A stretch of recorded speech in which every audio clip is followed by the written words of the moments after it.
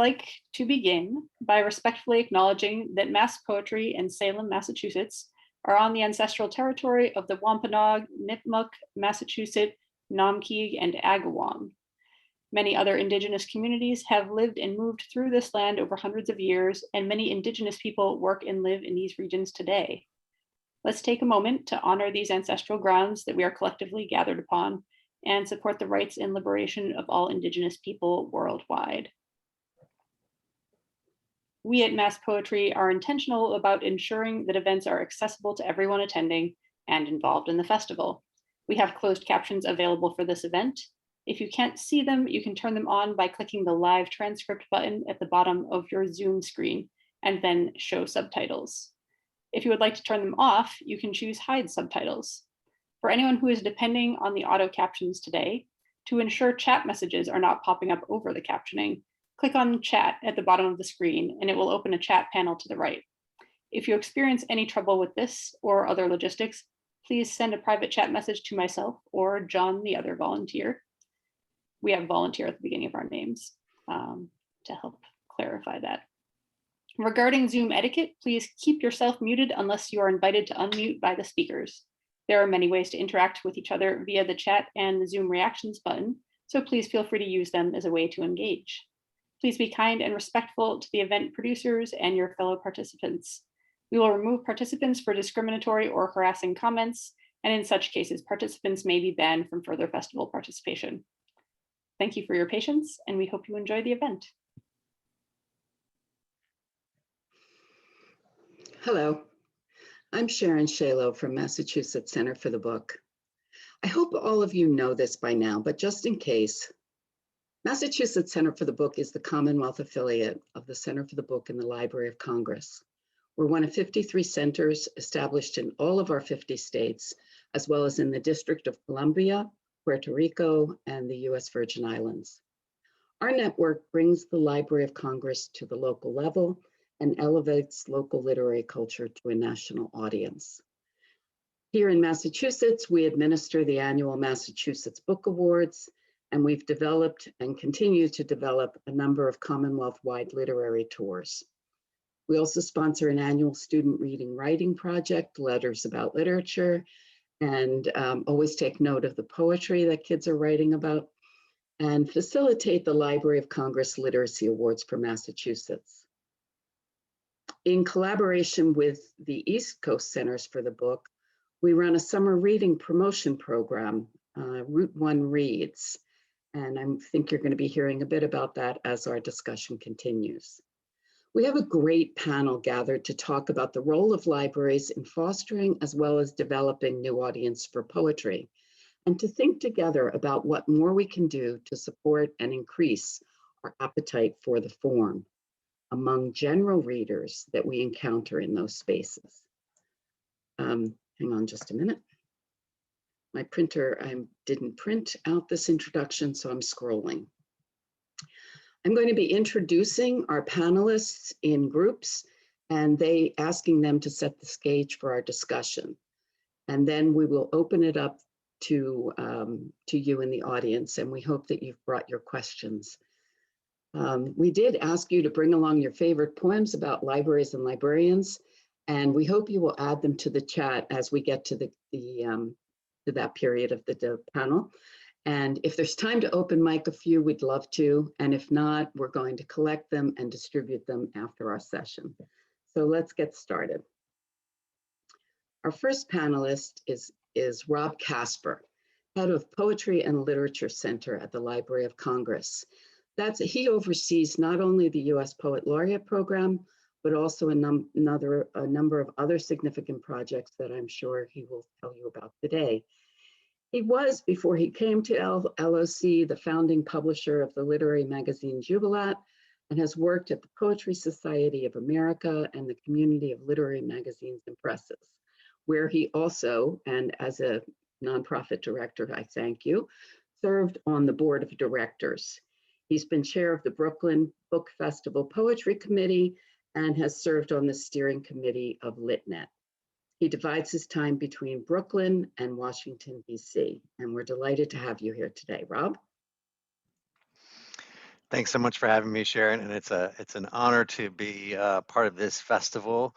Um, I did found a literary magazine when I was a grad student at the University of Massachusetts, so I've always had a soft spot in my heart for the state. And as you said, the library is home to the state centers, the Center for the Book, and we connect to all state centers. And I have to say, the Massachusetts Center for the Book is one of our star centers, and that's thanks a lot to you and your team, Sharon. So big kudos to you. Um, I'm just going to tell you a little bit about the library and our efforts to support poetry and literature at the library. So the library, which is the world's largest library with over 160 million items, and the oldest federal institution in the United States, is available online at loc.gov. It's a big library, as you can imagine. I'm just going to pull up our little part of the library. This is the Poetry and Literature page at the Library of Congress. My office is a programmatic office, which means we're not collections based. We focus on programs to connect living writers to this wealth of collections that we have.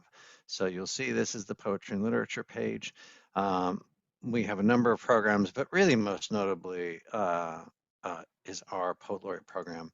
So the Poet Laureate position, and I'll click right here on the position, was established over 80 years ago, first as the consultant in poetry position, but then it was changed by an act of Congress to its current name, Poet Laureate Consultant in Poetry, in 1985.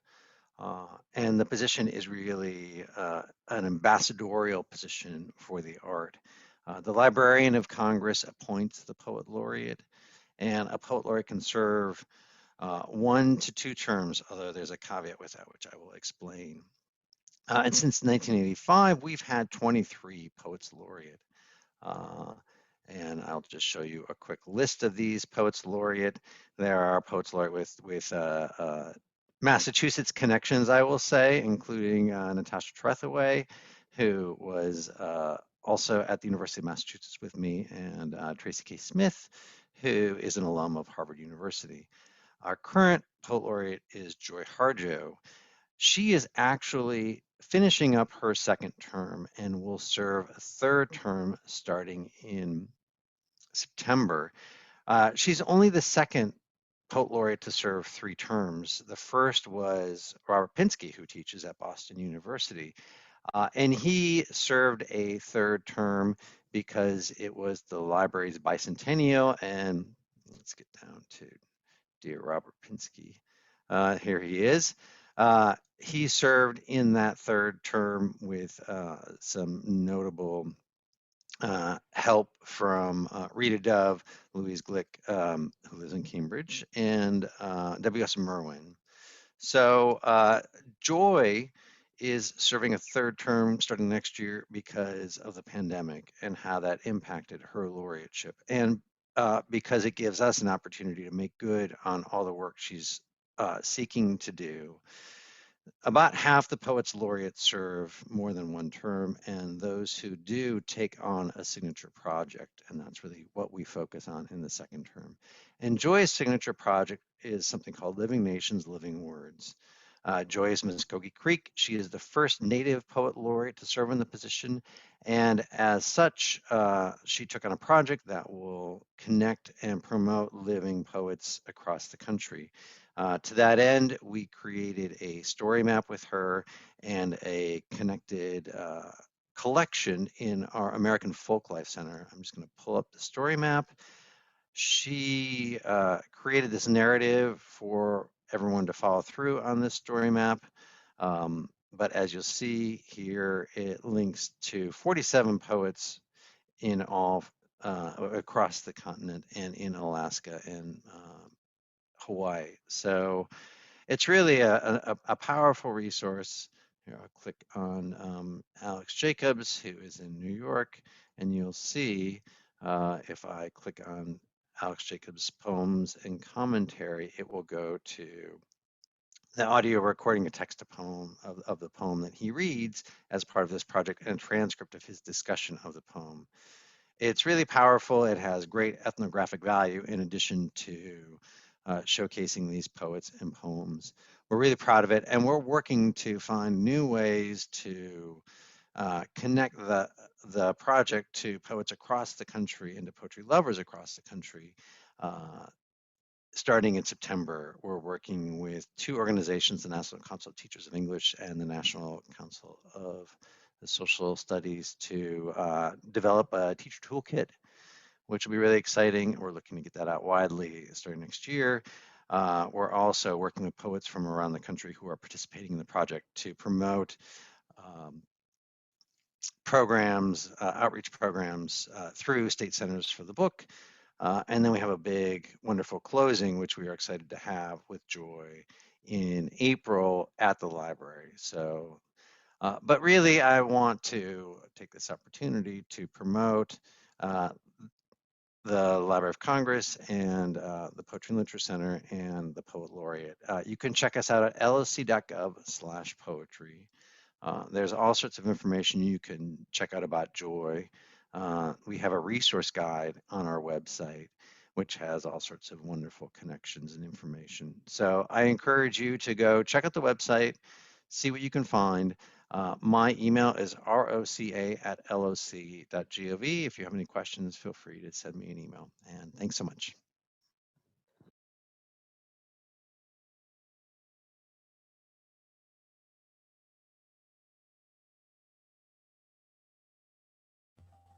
You're on mute. Sharon, you're muted. You would think I would know by now. I'm sorry. Thanks for that, Rob. And I'm sure we're going to come back to you with some questions about not only the US Poet Laureate, but also what you've been seeing in the States on your travels. Next, I'm going to introduce a couple of Mass librarians to follow up with work that's going on in our communities already. Amy Rillinger is the director of the Attleboro Public Library, where she will climb to great heights, and I'll let her tell you about that, to support poetry. And Sean Thibodeau is coordinator of community planning for the Pollard Memorial Library in Lowell, where Mass Poetry Festival was first held. So each of them is going to come on to give you an overview of the work. They're fine librarians, and they're also fine readers of poetry. Each of them has served as on the poetry panels at the Massachusetts Book Awards, and I've been consistently impressed with their thoughts and perceptions. So I'm going to take you in alpha order. So Amy, why don't you head first, and then we'll go to Sean. Sure. Hello, everybody. Thank you for being here today. I have been at my library for 19 years now, and in that time, I sort of took on poetry programming because nobody else was doing it. And it always was like, well, sure, that sounds like fun, with a little help from Sharon and the Mass Center for the Book. She said I was a judge on some poetry panels. We have taken on, we did the Favorite Poem Project started by Robert Pinsky. We've done a few poetry walks. The Attleboro has been lucky to have 14 different big reads take place in my time at Attleboro. So poetry walks are often a part of what we do. We've also, because once you start doing poetry, people tend to bring you things. So there's a group in Massachusetts and Rhode Island called the Origami Poems Project. So they do some self-publishing of little tiny mini booklets. So we've had those in our library. We've encouraged people to publish their own. That led to hosting the Carpenter Poets of Eastern Massachusetts, who are actual carpenters who get together once a year to read their own poetry. And they made a guest appearance in Attleboro one year. And then also, I'm going to share my screen briefly. We were the lucky recipients of a local Cultural Council grant to have a poetry sculpture in our library. And so what that is, we had a lot of workshops. The bird bodies that you see in this picture were paper mache by elementary and middle school students with bits of, books. There's text on the bird bodies. And then we hosted workshops in the library at local festivals where people could write their favorite poem. They could write their own poetry. They could just add words that they loved. And then we collected them and strung them up through our 3-story atrium at the library. So what we try to do is just make it fun and give folks a connection and spark some curiosity with a poetry sculpture. What's that? Carpenter poets? What's that? And then so when we do host the more traditional poetry reading or host a poet, they're more likely to come and they're more excited to come, and they are very forthcoming with their opinions, good and bad. So it's been a lot of fun, and I look forward. Next month, we'll be making a big announcement about some poetry events we'll be doing this fall. And then to get back to what Sharon was alluding to, Attleboro is part of the Route 1 Reads program this year. She invited libraries on Route 1 to do a video reading a poem, and Cambridge poet Charles Coe, who I met through Sharon, had just posted on Facebook a poem he had written about slate roofing and slate roofers. And our 107-year-old library is being renovated right now, including the slate roof. So I was able to climb up 4 flights of scaffolding to stand on our newly renovated slate roof and read his poem. So it was quite an adventure and a lot of fun. And I think it will make people stop and think and listen to a poem and be introduced to a poet they might not have heard of yet. Thanks, Amy. I can't wait to launch that. Come to our website on June 1. Sean? Thank you, Sharon. Thanks, Amy. I was taking notes about the sculpture, and we have a slate ceiling here, roof, excuse me, at the Pollard, but it's like a precipitous castle, so I don't think I'm climbing out on that. But that's really great. Thank you for sharing. I was thinking about something that former Speaker of the House Tip O'Neill used to say, that all politics is local, and I think to a certain extent all poetry is local. And I think that the more successful poetry plans programming that we've had here in Lowell have been highlighting local poets and poets that write about the local area. Just in this past year, we had a collaborative event with a local gallery that had an exhibit about just the concept of shelter. And we had a poetry reading in support of that. And then working with local publishers, local bookstores, local spoken word poetry groups like Free Verse, Loom Press Books, Bootstrap Press.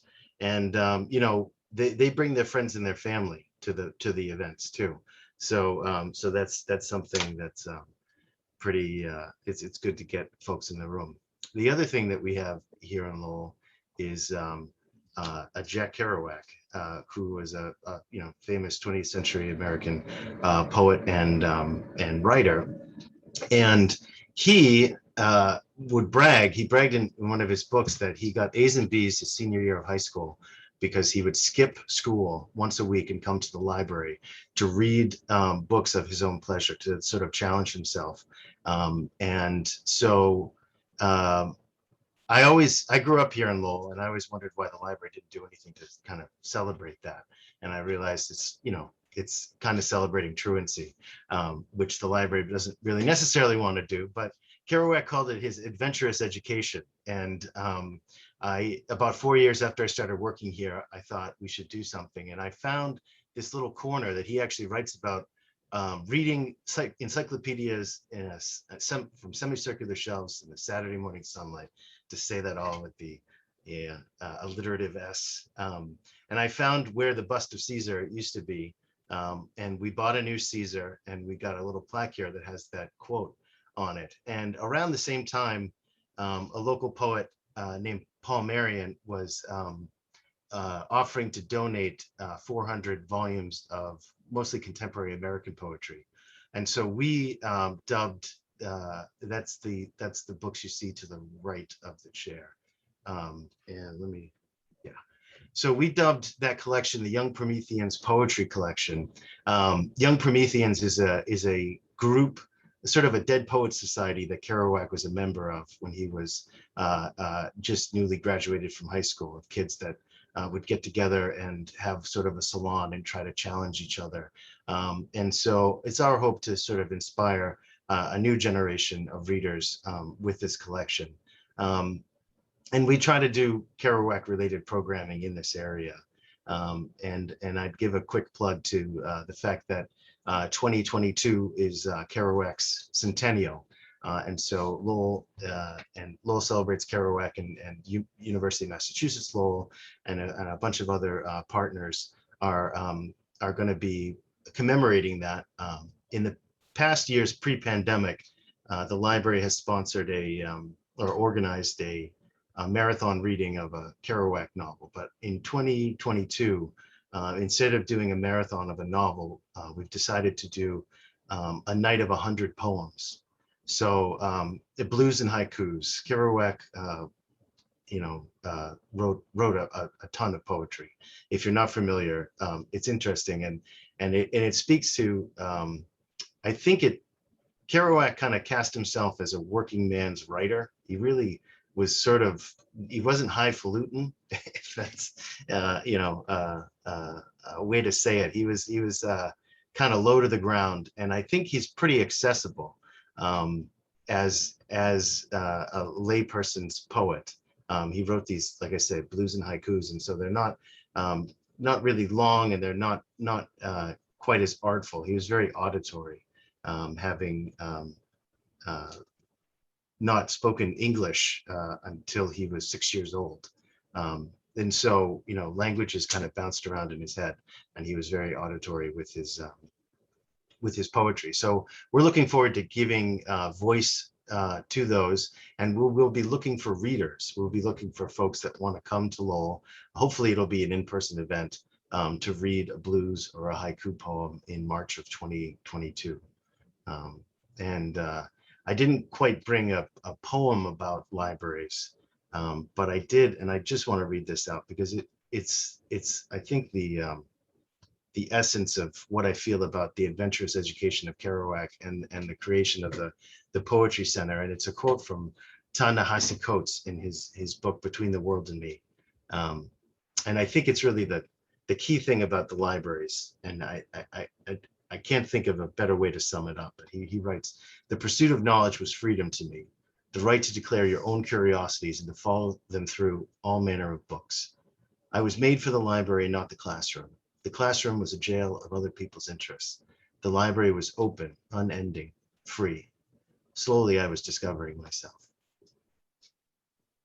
So thank you very much for having me here today, and I look forward to participating in the discussion. Thanks, Sean. That was great. And I just want to say briefly that the marathon readings in Lowell are great fun. I was at a marathon reading of On the Road to celebrate its 50th anniversary, and I was feeling pretty good about what I was going to do until they put me on right after Lloyd Schwartz, who has the best voice, so polished, and I was very tongue-tied afterward, but it was great fun. So keep a lookout for that. So we want to bring two poets into the discussion now, and I'm going to introduce each of them separately for them to talk. I was interested though in a thread that's been running through. I wrote it down after Rob talked about the story places or the story map. And it seems to be something running through our discussion about the importance of place and poetry and linking poetry to place. And so I'll be interested to hear how that moves forward. Dorita Davis is a writer of poetry and fiction, a community mobilizer, and I just learned this and I was so pleased to hear, you're a yarn enthusiast. Dorita has a long history of active involvement in promoting adult literacy, teaching English as a second language and leading poetry education programs for all ages. She served as a trustee on the boards of art councils and libraries in her community, and she has been a judge in the Massachusetts Book Awards in Poetry. Thank you very much. Her work has appeared in the Southwestern Review, Historic Nantucket, Cave Canem Anthologies, Crab Orchard Review, Plain Songs, Verdad Magazine, and Cape Cod Poetry Review. Her collection, Return Flights, is available from, I'm going to say Tagus Press. I forgot to ask. Tagus. And she lives and writes in West Falmouth. Dorita? Hi, thank you so much for that great introduction. This was a really exciting panel. I've been taking notes from everyone. I actually want to hear more about the poetry walks later because I don't think we've done those, and I think that would be really in Falmouth, and that would be really useful. So I live in Falmouth, Massachusetts. This has been my home for 15 years. I started down the academic route, so I do have a PhD in creative writing. I have a published collection of poems, Return Flights, and it's actually a University of Massachusetts Press group. It's out of UMass Dartmouth, and they have Tagus Press as their little offshoot. And I am not currently a teacher or in academia or in the university. So I'm sort of a poet who's been like re-released into the wild, which I kind of like. I like being in the community. My day job is as a science editor. And so I spend a lot of time, I work for NOAA Fisheries, and the scientists and statisticians, you know, are really precise with their language, but I try to squeeze some poetry into their world. I have a weekly announcement that I have to email out, which is really boring and bureaucratic and filled with red tape. And then I stick a poem in at the end, and I have developed a very nice readership, not my own work, but some stuff from Naomi Shihab Nye, some stuff from Lee Young Lee. And I have to pick stuff that's, you know, safe for work. So I'm a little bit limited there, not too political. But I have a lot of coworkers who are surprised that what I'm sending are poems, because they had only taken that one poetry unit they were forced to in high school or whatever. And a lot of times people will write back to me and say, please keep sharing these poems. They're beautiful. I love them. So I like kind of being like, I feel like I'm an embed, or I'm sort of like an implant, like out there in the community. I love libraries, and they've always been a kind of sacred place for me. They've been like a safe shelter for me. I feel like libraries maybe saved me when I was a kid. So they're very near and dear to my heart. And I was on the board of trustees for the Woods Hole Public Library, also in Falmouth. And we've done a number of projects there, one of which, some of what we do in the community is just serendipitous. So some of you may know about Michelle Obama's, and I like looked it up so I could get the exact wording right, the National Student Poets Program. So she had this nationwide program where they gathered poets who are like graduating, like juniors and seniors in high school, and kind of followed them and fostered their writing. Wonderful program. And then somebody had a house in Woods Hole they weren't using that winter and had a writing retreat for them. So there are a bunch of like 19, like really sweet kids who came to work on projects themselves. They worked on some collaborative stuff, and we asked them to come give a reading to tell us more about the project, and it got a lot of reception from the community. People came out of their cold wintry homes and like came out in the snow to hear, you know, 18-year-olds read their poems, and they're brilliantly talented. So that's the kind of thing that we like to do. We also did a town read, which was the Favorite Poems project. And we were lucky enough, like Robert Pinsky was very generous to come to Woods Hole and to give a reading for like, I was so stunned that we were able to bring him to Falmouth. The nice thing about that project was that it was an anthology. So because it's a collection of different poets, there are a lot of different styles. So while some people may love, you know, classic Robert Frost or Emily Dickinson, there is a huge range of different styles of poems and different poets. And so you could kind of pick and choose. I think that was good to expose people who don't usually read poems to get a larger sense of what's possible out there. So I think anthologies are a good way to go with trying to bring in the general public if possible. Other library things that have happened in Falmouth, there's Alice Kochimba famously had for 10 years this really great calliope reading in the West Falmouth Library, which is a beautiful setting. It was every Sunday afternoon. It kind of felt like church. It was so like the library itself had this very beautiful, there are fresh flowers that she always brought, and it was sort of like a classic library with wooden bookshelves and overstuffed chairs, and it was really very cozy. So libraries have done that. And then I also wanted to mention, I'm glad Rob brought up the different poet laureates and a lot of their Massachusetts connections. But not only did Tracy K. Smith go to Harvard, she's a Falmouth native, which nobody talks about. Actually, I'm going to make this my project now, and maybe we can entice her, because all Falmouth talks about is Catherine Lee Bates, who wrote the America the Beautiful, From Sea to Shining Sea. And so that's like our big, they have like a Kathy Lee Bates poetry contest every year that high school kids write a poem. But hello, Tracy K is huge and maybe more relatable, so we should bring her back. I don't think she still has family here, but that's where she grew up and that's her like birthplace.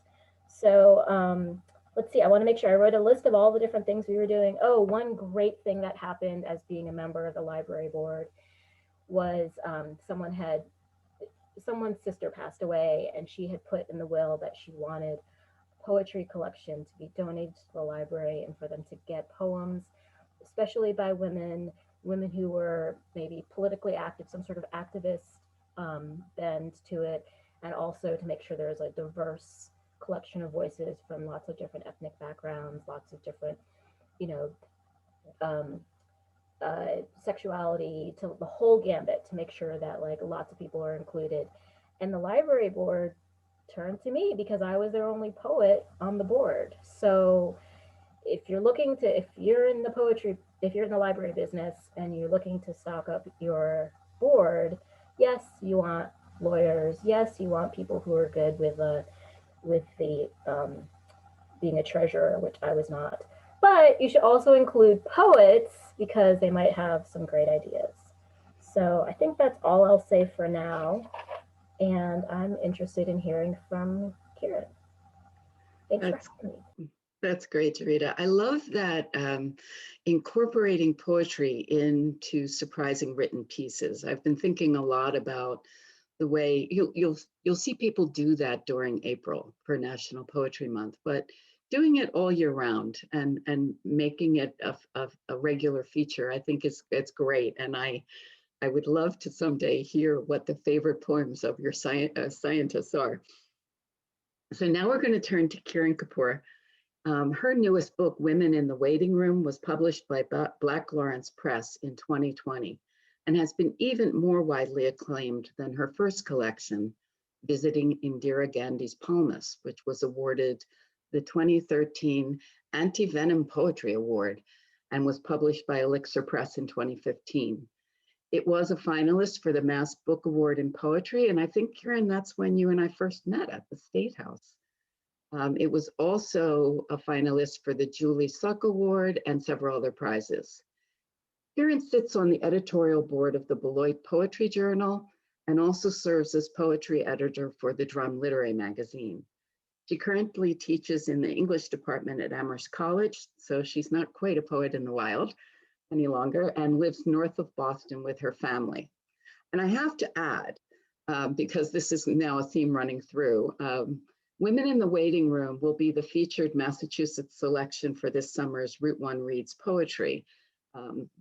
And this great good sport, Kirun found a meaningful place along Route 1 to read a poem from the book. And we're going to use that to launch our program in a couple of weeks. So she's really already shown her poetry outreach chops, and we're delighted to have you here today, Kirun. Thank you so much. Such a pleasure to be here. I'm incredibly inspired by everyone who's spoken and has talked about such amazing initiatives and programs around poetry and the library. I mean, poetry and the library, those are two subjects, maybe my favorite subjects. I think it's Borges who says that his idea of paradise is a library, and that is close to my idea too. Mine would have a kitchen, a huge kitchen in the center of that library, but essentially I feel the same way. Like Jarita, I also grew up feeling that libraries were a sanctuary and a refuge. I spent a lot of time hiding in libraries. And maybe because I didn't have a place, one location, I grew up between places and countries. A library was always a place I could go in any city or any country and feel really welcome. And feel that all my interests from the practical, like if I needed to look up a word that I didn't know in the language, or to the most esoteric, if I wanted to read medieval poetry, all of those things could be found in the library. And that expansive sense is something that I care for very much. I'm incredibly honored also to be the Massachusetts pick for Route 1 Reads, and I hope you'll check out the whole program and all the work that the Mass Center for the Book does.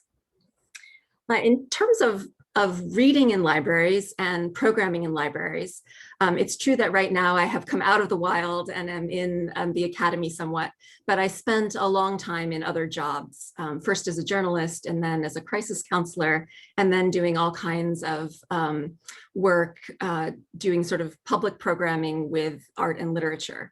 And now, of course, I teach undergraduates and sometimes graduate students. So I've kind of run the gamut of audiences. And one thing I would say is that we often talk about the general reader or or general readership and sort of programming for a general reader or for the public broadly.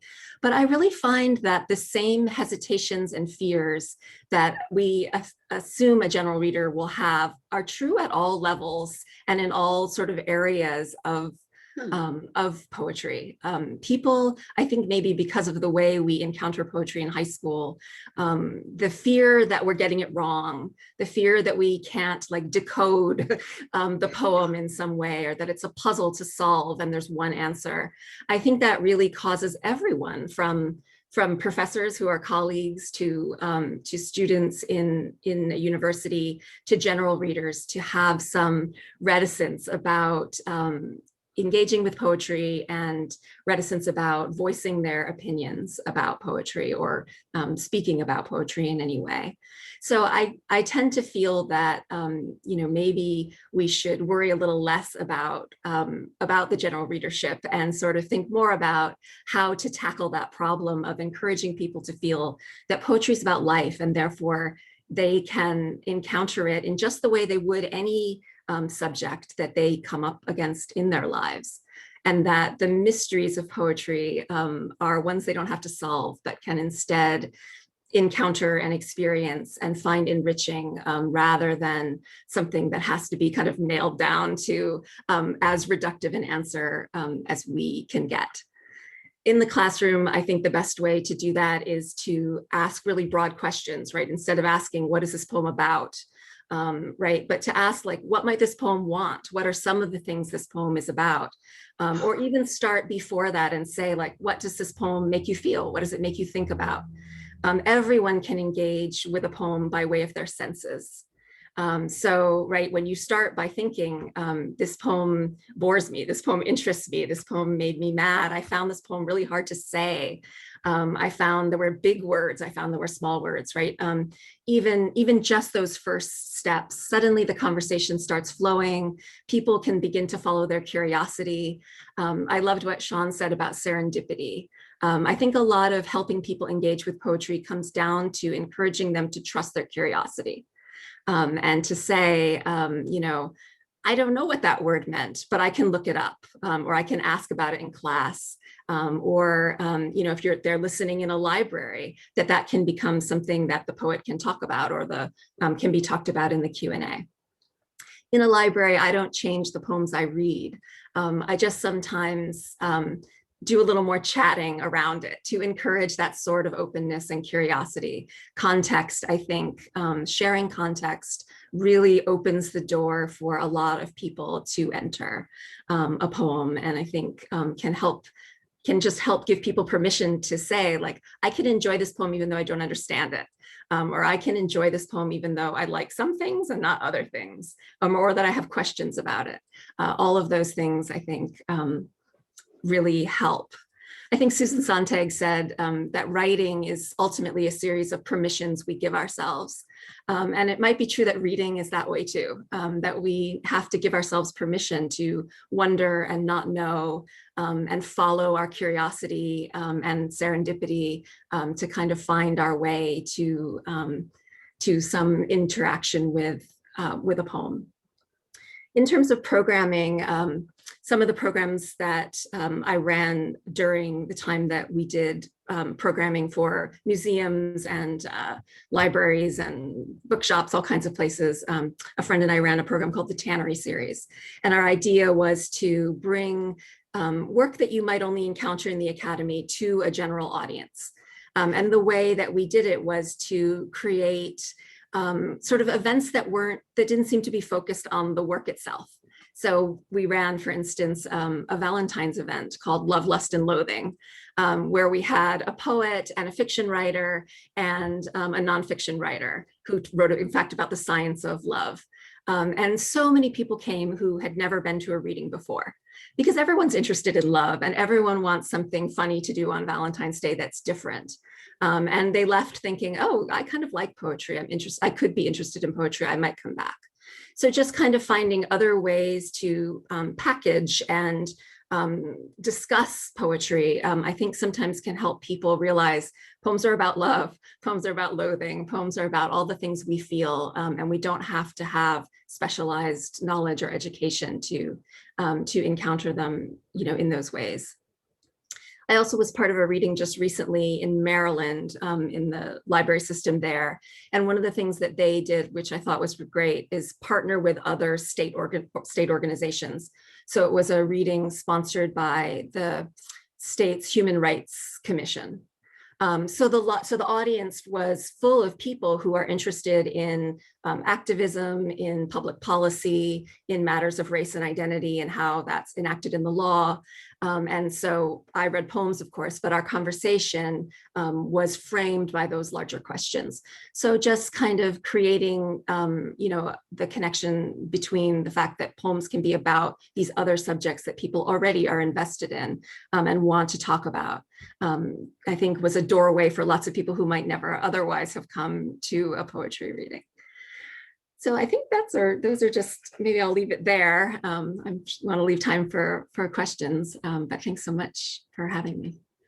Thanks very much. This is so interesting and suggestive. And one of the things this thread that keeps going through, not only about poetry and linking it to place, creating context for poetry, but also something about, getting poetry, never mind poets, out in the wild, finding new places for poetry, bringing it out of whatever little bracketed space people might have thought that it resided in. And I think all of the things we've heard so far are great. And I was wondering if I could ask Lisa Villa from our audience to unmute and talk about the way that she brought poetry out of the classroom at the College of Holy Cross. Thank you so much. My name's Lisa. I'm the digital scholarship librarian at Holy Cross in Worcester. And my library also has an outreach and engagement team. So we try to schedule sometimes fun or entertaining events to bring students into the library, get them more comfortable, so that then they'll come more regularly for the academic services we offer, the help, just get them comfortable. So one idea we had last year was a poetry walk around campus, and we were going to tie it in with a nature walk from a Worcester Park just across the street that had recently opened. And we were all very excited about that. And then the pandemic happened and the campus closed. And so the idea, of course, went by the wayside. However, there was so much enthusiasm that we wanted to revisit it. So we sent the proposal out again, and it was accepted. And the benefit was also that we could promote it as an engagement activity just for campus recreation, because students were limited in what they could do and how they could gather. So we thought a poetry walk gave people just one more thing they could do outside that was meaningful. They might be able to do it in small groups. It gave anybody who was working on campus something different to engage in as well. So what we did essentially was reached out to students, solicited poetry. We didn't have much criteria because we didn't know what response we were going to get. So we just said, well, the first 20 people to respond will take your poems, and hoping we'd fill the walk with about 25 poems. And we got all the poetry we needed. And then we created signs, just your average yard sign. And we mapped out a route on campus. And then we posted those signs. And then the other thing we wanted to make, so I'm a digital scholarship librarian, so I try to preserve things that are like creative or scholarly. So we have a record of some of the output we do. So I wanted to preserve it in our repository, but it also had the added benefit of giving access to the poetry walk to everyone off campus. So we had students who didn't come back this semester who were doing all their classes online. We had faculty who hadn't been on campus since last spring. We had people working from home. And so we created that secondary, like virtual walk, if you'd want to call it that, out of the PDFs we used to create the signage. And we received a tremendous response. And then the student newspaper ran an article. And the great thing about that wasn't just promotion, but we finally got a take on what this meant to the students. And we were so, I personally, because I had so much invested in this, to hear how happy the students were to have an opportunity to express themselves creatively, to take either work that they were doing in the classroom, because there are some creative writing classes, so some submitted that, but other students were just so happy to have the opportunity to share either things they were working on because of the pandemic, or just an opportunity to share their creativity. We received feedback from students off campus who were so thrilled to be able to see the campus they loved because what we did was for the virtual walk, we had a photo of where the poem was going, and then following the picture, we had the PDF of the poem. So it sounds great.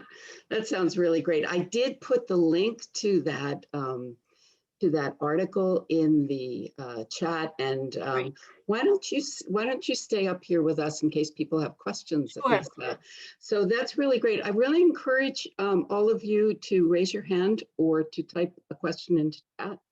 And I just, while we're waiting to hear what you have to say, I want to go back to something we started out with the US Poet Laureate. And I think, Rob, that you've heard that the projects of the laureates have long afterlife.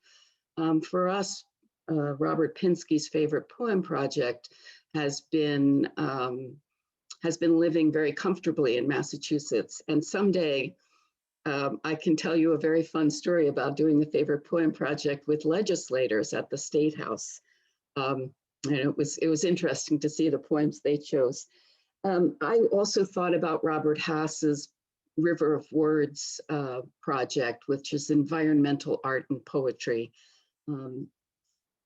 engaging students internationally in that. Billy Collins's Poetry 180, the poem a day. And I'm wondering if Massachusetts should be asking itself whether a state poet laureate could do something like that for us here. I don't know if you have any thoughts about, Rob, that we're one of the few, two, maybe down to one states without a state poet laureate, or what your thinking is there. I will say there's more than two. I think it's more like 5 or 6. I would love for Massachusetts to have a state poet laureate. Let me just say that. State poet laureates State Poets Laureate do great, good work in ways that US Poets Laureate don't. I've gotten a chance to work with some and get to know some State Poets Laureate, and Natasha Trethewey was the Mississippi Poet Laureate. Well, she's also the US Poet Laureate, and I've seen State Poets Laureate really cover a state in really beautiful and powerful ways. And yeah, I would love to see the Commonwealth of Massachusetts take on a State Poet Laureate. I think we would like to do that too. But anyway, just wanted to get that plug in before we move on. Jarita, you have your hand raised. Good for you. Yeah, I was really interested in a lot of what Kirun had to say about this kind of mystique of poetry, not just being outside of academia's doors.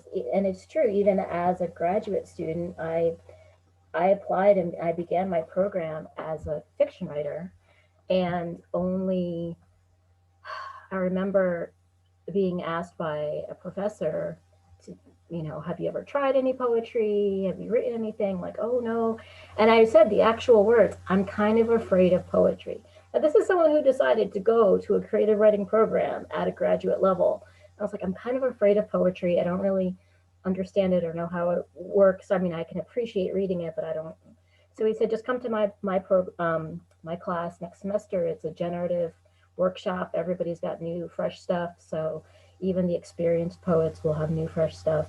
But yeah, there is this like, now that I'm thinking about it, what is so scary about poetry? Why are people so afraid of it? I myself was afraid of it. I always joke around with people who haven't known me for very long, or they find out that I'm a poet and they say, I didn't know that you were a poet. And I said, well, the fastest way to lose friends is to tell them you're a poet. That's what I say. And when my husband and I first started dating, and he found out that I was a poet, I wasn't keeping it a secret, but I wasn't like the first thing I brought up on our first date. I promised him that I would never make him read any poems. I was like, it's okay, because that's not his thing. He's not a big reader. He's from Lebanon, though. He grew up in Beirut, and his formative years were during the Civil War in Beirut. So a lot of his city was destroyed, including any libraries that they had. So he never had the experience that like Kirun and I and that a bunch of us here had, where we could tuck ourselves away in a library.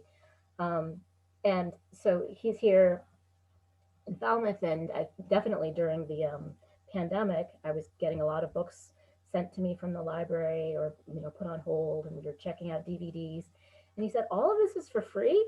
And I said, yeah, it's a library. He kept asking me, oh, did you rent that from the library? I'm like, no, this is all free. And he said, isn't Falmouth nice? Which is like one of our annoying little catchphrases in Falmouth, isn't Falmouth nice?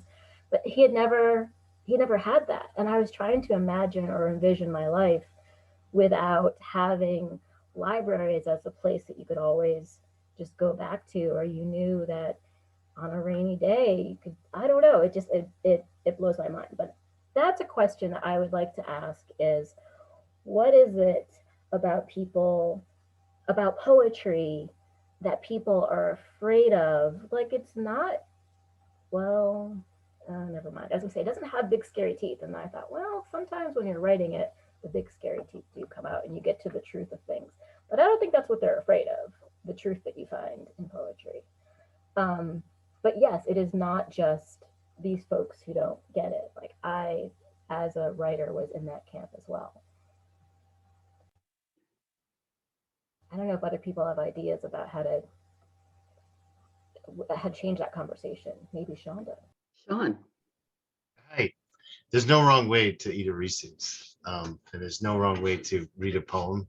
I think one of the things, and I was thinking about this when Kirun was talking too, it's like the poetry is an emotional experience a lot of the time. It's not something necessarily like it makes narrative sense, and whether or not people want to do that as their unwinding time, or if they want to like sort of challenge themselves in that medium, I don't know. I think poetry, the fans a lot of the time, I don't know, kind of get bit by a bug at some point, and then and then you can never kind of shake it, you know, because it really affects your heart, and you have this emotional experience with it, and then you carry it. And I think that poetry lives in all the other art forms in a real sense, and inspires a lot, but it's maybe not looked to as the primary source by general readership. It's not something that someone's going to pull off the shelf to like relax with a book of poems, because it demands something of the reader a lot. Good poetry does that. You know, it will affect you in a certain way, and whether or not you want to sign up for that is something that, you know, a general reader might not want to do. I see a whole bunch of hands, and I've talked, you know, earlier, so I should probably just shut up. But, you know, I think it's that, you know, I don't know. It can be work, and it's rewarding. We all know that. We're here because it's touched our lives, but it demands more of the reader than a lot of other forms. I did Thanks. trick my husband into, I did make him read poems, even though I promised I never make him. One, we were looking at stuff to be read at the wedding ceremony, and I was like, oh, here's a Lebanese poet you might be interested in. And then just now, before we had this talk, you know, we were talking about the conflict in Israel and Palestine that has blown up more. And I said, Naomi Shihab Nye, Gate A4, and I read that poem to him, and he like almost cried, like his eyes welled up with tears. So you can, it might That's be good. a long game, but you can eventually win him over. Okay, we have 3 questions and not very much time. So I'm going to ask Isabella Clark to unmute. Yeah, hi. I wanted to answer Jarita's question about the fear, like what creates the fear. And I'm in high school, and I'm a tutor in English, and the student I tutor, he saw that I had like some poetry awards still hanging in my middle school teacher's classroom, and he said the exact words, "I'm afraid of poetry." And I asked why, and he was like, "I don't like rhyming, I always feel stupid, like I feel like I can't do it right." And I remembered back to like elementary school, where it was, you know, you have to complete this assignment in this way, and it's so structured. Whereas when I write my best work, it's unstructured, it's not forced. And the fact that teachers and our curriculum forces it for a grade creates the fear that you're not going to do well. And I think that, you know, in trying to foster love of poetry from a young age, the fear of failing and not quote unquote doing it right is one of the biggest things. And then you don't want to read it because you're not matching up to what you think you should be doing. Thanks, Isabella. We're just about to close, but I'd really like to at least get Maura's question in. Maura Linehan, can you unmute? Unfortunately, we are really out of time here. I'm sorry to cut you off, but we've got to close the Zoom. Thank you all so much for coming. There's plenty more amazing programming happening this weekend. If you're interested in attending more events, check out our website. You can also visit the virtual Small Press Fair, listen to the Improbably audio tour, visit the Ekphrastic Gallery, and more. Please follow Mass Poetry on our social media accounts. Sign up for our newsletter if you haven't already. The links will be listed in the chat. Any donations go to support not just the festival, but year-round poetry programming. Thank you so much for coming. Thank you to all our panelists. I see you've been putting links in the chat to your work. If you have any other links, please add them now. And thank you all so much. Thanks for coming. And if you did bring poems about libraries, email me, shaylo@massbook.org. I'm going to put them together and distribute them. Kirun, I've got to see the Charles Simic. Thank you.